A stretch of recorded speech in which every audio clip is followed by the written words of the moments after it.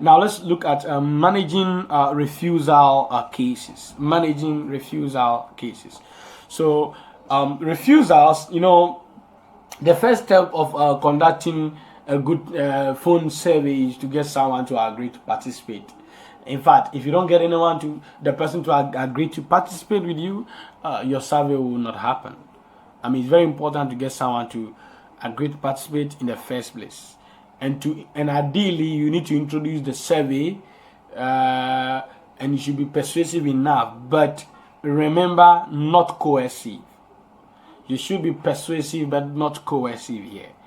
Don't coerce, don't manipulate, and don't force the respondent here. You should be persuasive, and your persuasion should be based on the explanation of the project, the importance of the project to the respondent. Yes, but unfortunately, this is not always the case, that you get the right the people to agree to you in the first place to talk to you. So I want to look at cases where you don't at the first instance get people to talk to agree to respond to the phone interviews. So quite often when a phone survey is being conducted, one of the main problems we have is people to say quick no. Yeah, to just say quick no. We hear this from respondents because sometimes they think they are being duped. I mean, looking at the era we are in, just assume you are a respondent, and under what condition do you think you are going to say a yes to someone who just called you on the phone? Hello, I'm from here and I want to talk to you. So you see, it's really difficult in these times for someone to just say a quick yes. That means, as said previously, you should be persuasive enough with the project, the benefit, and the importance of the project, and stressing on the key things like confidentiality and privacy. This would actually go a long way to ensure that you have a yes from the respondent. Now, I want to look at cases where respondents are likely to say a no, or they are unlikely to say yes. So the first scenario is where the respondent is not sure of confidentiality, and sometimes the respondent might decline because they are worried about the confidentiality. They are not really sure about that, and as we said previously, when this happens, you need to stress on confidentiality.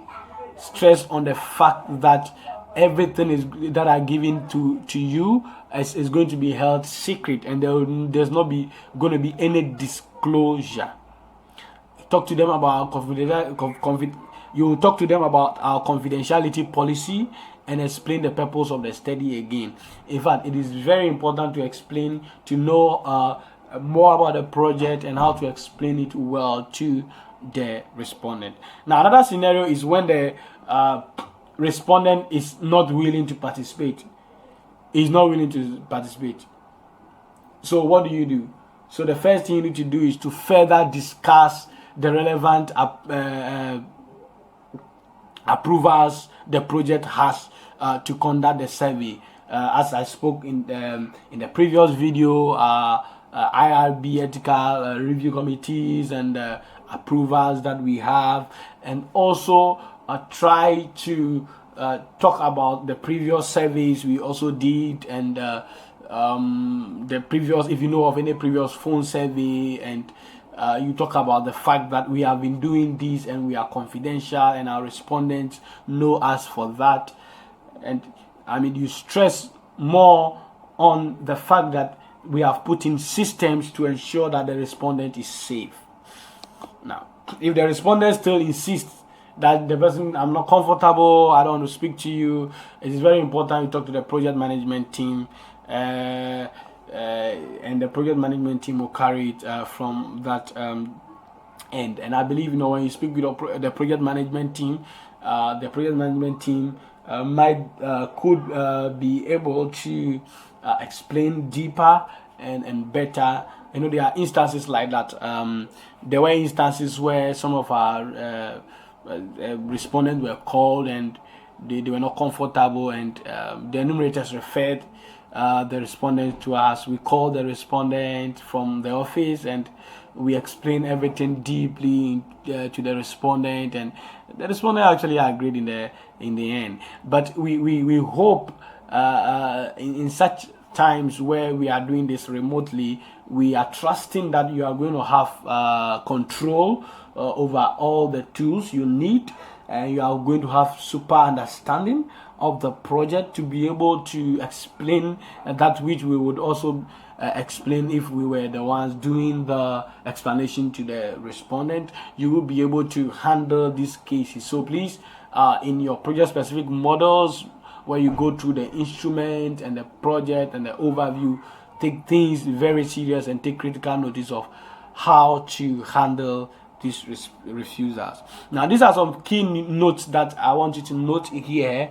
Key notes as you handle some of these cases in refusal before we go to the next session. So don't talk too fast. Yeah, let me pause here and ask you, am I talking too fast? I think I'm not talking too fast. But for the phone survey, please make sure, if I am talking too fast in this video, please don't talk too fast.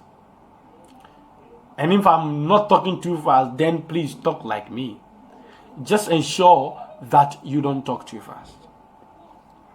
And the second thing is to emphasize the duration. Please, let's be real. Give the estimated duration. If it is 30 minutes, don't tell the respondent 10 minutes.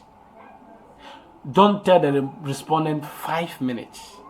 After the first 5 minutes, the respondent is not going to trust you anymore. Don't tell the respondent 5 minutes if you know it's 30 minutes. Just mention 30 minutes and assure the respondent. But there are instances where the speed of the respondent will also determine how long the survey is. So you let him know that under normal circumstances this is supposed to take 20 minutes, but depending on the responses you give and how we are able to flow, we might go beyond that. Let the respondent know all these things. Then stress on the importance of the survey. This is very, very important to stress on the importance of the survey, as we spoke about, and offer to call back if it's a bad time for the respondent. We are going to talk about callbacks in the next session. Offer to call back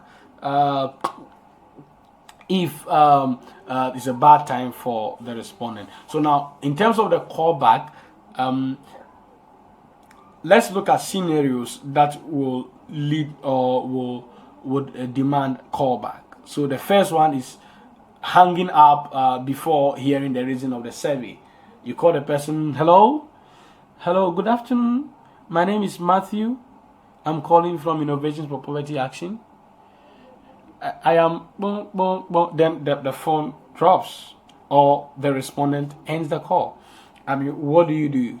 So when this happens, you call the respondent back, and when you call the respondent back, let the person understand the fact that you are just calling for a project. Go straight away to tell the person the reason why you are calling, and let the person understand that you are not selling anything, you are not doing a promotion like others do.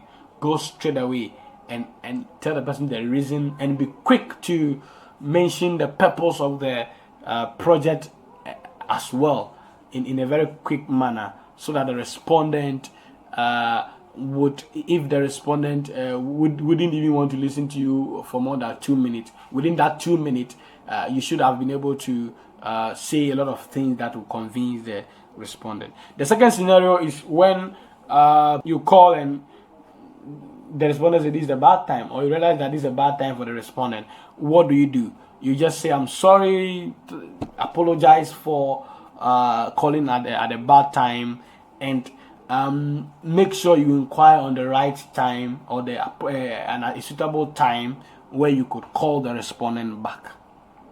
Yeah. So you apologize, you tell the person about the purpose of the survey, and you inquire on an appropriate time the respondent will be available for you to talk to the respondent. That is very, very important. So these are some of the two criteria that usually happen in terms of that leads to callbacks. Now I want to look at call drops or call stoppers instances. Let's review our lesson today. Today we have looked at managing refusal cases. Thank you.